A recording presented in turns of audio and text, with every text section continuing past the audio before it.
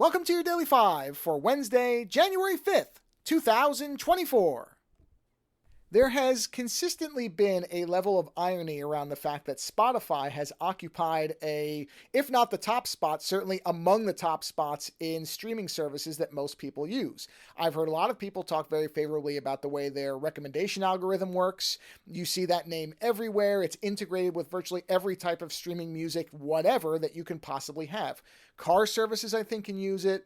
It's somewhat integrated. I don't use Spotify, so I don't know, but I'm pretty sure that integration exists even on the HomePod, which is notoriously one of the least connected to anything outside Apple types of products you can get. So Spotify is the dominant or one of the dominant players inside music streaming. But for at least 3, 4, 5 years now, I have picked up on an increasing response about the company being anti-creator, that they share very little of the revenue they make with actual musicians, that they are actively creator hostile. And there was a new example of that when the CEO of the company, whose name is Daniel Ek, said, quote, "Today, with the cost of creating content being close to zero, people can share an incredible amount of content." Now, there's more to the quote, but that one sentence led it off, or at least the quote that I saw.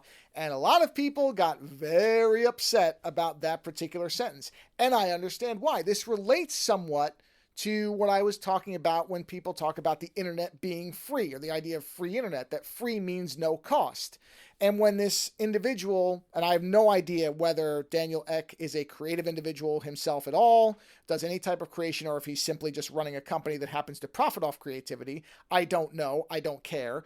But the statement, either way, betrays what his actual value of creation is. That's the difference. This is the same thing when people equate free with no cost. The idea of the value of creation having a direct tie to the cost of the tools, which can range all over the place, is one of the things that I think drives a lot of people in the creative space crazy, and with good reason. This is an extraordinarily ignorant way to think of creativity. It is absolutely true. On a base level, nothing Daniel Ek is saying there is actually untrue. You can acquire something like Audacity. There are free music tools. There are free art tools. You can actually create for a very small amount of physical money or monetary exchange, or whatever you want to describe it as. You can invest less than $100 and make a very good sounding song, a wonderful looking piece of illustration. You can write a book for virtually nothing, but that doesn't mean that it's a zero cost enterprise. It just means that the tools have become cheaper to be able to do it. The value of creation is in the final work, not in the tools that you use. It is not in the amount of money that you have to pay.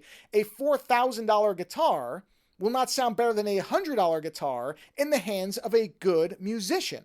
This is the same for everything. So again, I think the problem here is that what is being said, now whether he misstated, and I'm sure, just wait. By the time this posts, there may be a correction or an update from this individual saying, no, I misspoke. I should have been more specific in the choosing of my words, although I don't for a second believe that that's true based on the way Spotify treats creators.